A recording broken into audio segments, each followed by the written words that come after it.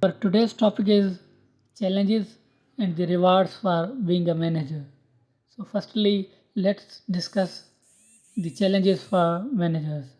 So, challenges are it can be a thankless job and it may entail clerical type of duties. Managers also spend significant amounts of time in meetings and dealing with interruptions.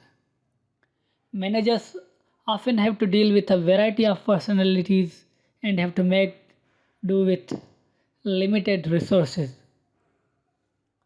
Now let's discuss rewards for being managers. So he is the responsible for creating a productive work environment and the recognition and the status in your organization and in the community. And the managers have attractive compensation in the form of salaries, bonuses, and the stock options.